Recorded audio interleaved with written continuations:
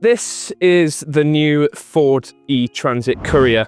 It's quite an impressive package, actually. It's a 100 kilowatt motor in this, about 134 horsepower, 136 PS. It's got a 43 kilowatt hour battery, which is good for a range of about 181 miles, I think they're quoting. You can actually DC rapid charge this on 100 kilowatts from 10 to 80% in between 20 and 30 minutes. Let's take a closer look around what could well be your next van.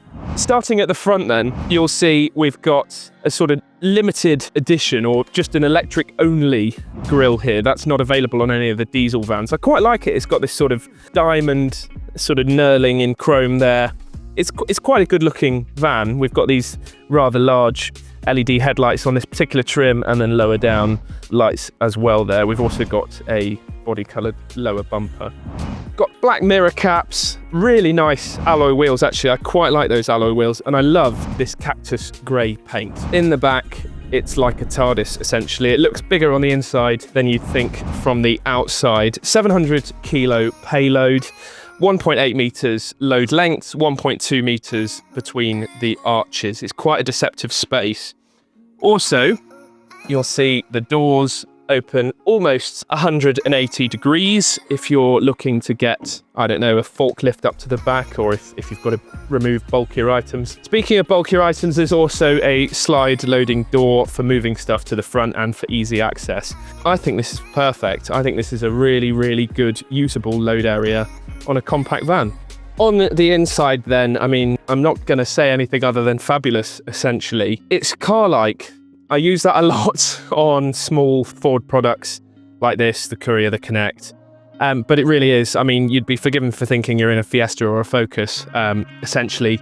Huge infotainment screen, really intuitive. It's Sync 4. We've seen it across Ford models, cars and commercial. It's really, really good and it's really, really easy to use. It's quick, it's responsive, there's plenty of functionality. We've got DAB radio, we've obviously got Bluetooth for your phone, and it features Apple CarPlay and Android Auto. All of the climate control is also operated through this touchscreen. Again, there's plenty of functionality. On this one, we've got a heated steering wheel as well as heated seats. There's also the Ford standard issue heated windscreen as well. That makes cold weather really, really straightforward. Ahead of me, we've got another screen. We've got a digital driver's display. It's easy to read. I don't feel it's too much of a distraction. It gives you all the information that you could need for an electric vehicle. Down here, we've got a drive mode selector. You can choose between normal, eco, sport, or slippery. You can also configure the one pedal drive, i.e. turn it off or turn it on. That does take some getting used to, but I'd recommend that you do get used to it. You'll see that across many electric models. It works exactly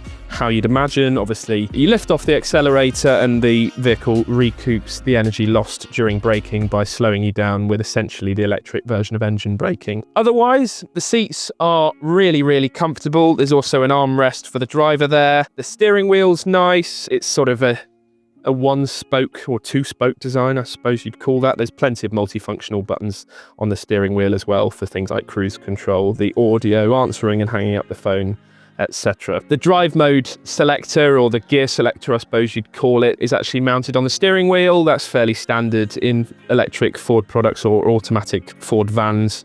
It's really, really easy to use. Parks on the end, up for reverse, down for drive. You get the idea. There's also a sort of rocker sort of dial for the light controls, although to be honest, most of the time you'd probably leave that on auto and it'll do the brink of the work essentially. Plenty of storage actually for a small van. 2 cup holders as well. There's also quite a large bin down there with USB-C and USB-A charging. There's a charging pad for my phone that's happily charging away there. Door bins are fairly large. There's a cup holder for both the driver and the passenger. There's also storage up here for your important documents or pens or whatever you want to store up there. The overarching theme of this is it's just like a car, and why wouldn't you want that from a van essentially? No, top marks for the interior. I told you the range, about 180 miles.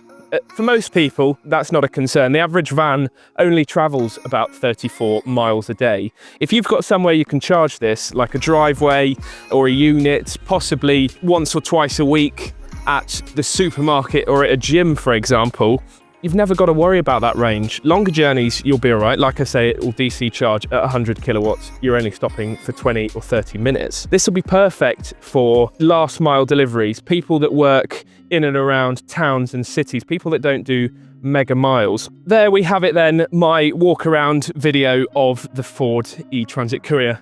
Let me tell you, there's great deals to be had on these at the minute. Maybe you're considering a small van. Maybe you've not even considered electric before.